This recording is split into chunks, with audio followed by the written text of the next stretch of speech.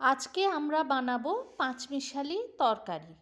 তার জন্য আমরা সবজি কেটে নিয়েছি মূলো, কুমড়ো, আলু, বেগুন এবং পালং শাক।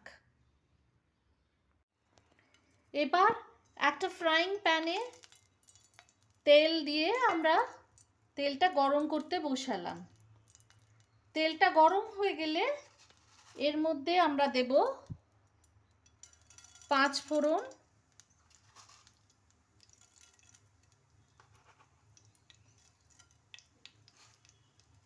এবং শুকনো লঙ্কা।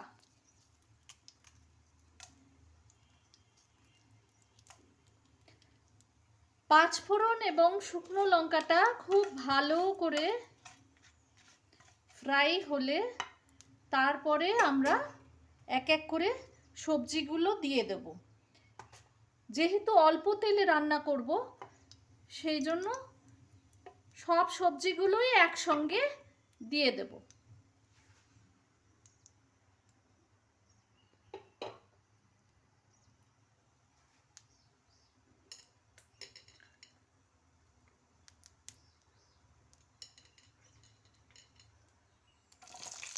সবজিগুলো দিয়ে দিলাম।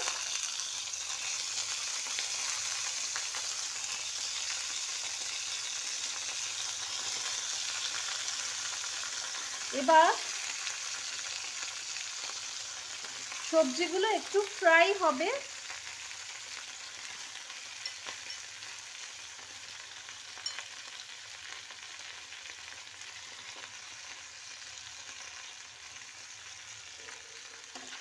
একটু ফ্রাই হবে সেই জন্য আমরা এটা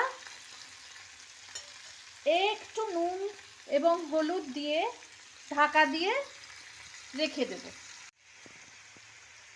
নুন অল্প দিলাম,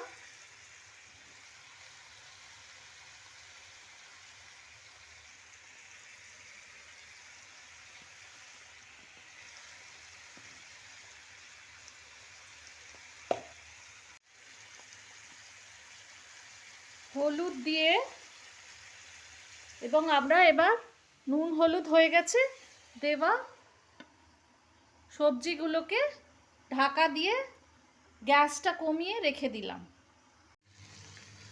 যেহেতু শীতের পাঁচমিশালি তরকারি বানাচ্ছি সেই জন্য এর মধ্যে এবার বাকি সবজিগুলো ফ্রাই হয়ে গেছে প্রায়। এর ওপরে এবার আমরা দিয়ে দিলাম পালং শাক। পালং শাক খাওয়াও খুব ভালো শরীরের জন্য, প্রচুর পরিমাণ আয়রন থাকে এবং এই সবজিটা খেলে সব রকম সবজি খাওয়া হয়। অ্যাড করে এবার এটা একটু ফ্রাই হতে দেব।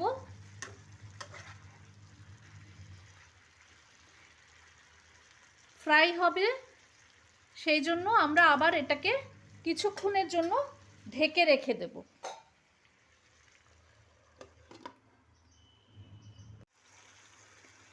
আমাদের সবজি একেবারে তৈরি হয়ে গেছে। পালং শাক গলে গেছে, সবজিগুলো একদম প্রপারলি কুক হয়ে গেছে। এবার আমরা এর ওপর দিয়ে অল্প ধনেপাতা দেব। যেহেতু আমরা চিনি খাই না, চিনি দেব না। যারা চিনি খান তারা এর মধ্যে অল্প একটু মিষ্টি দিতে পারেন, খেতে ভালোই হবে। ব্যাস, আমাদের পালং শাকের চচ্চড়ি বা পাঁচমিশালি তরকারি একেবারে রেডি।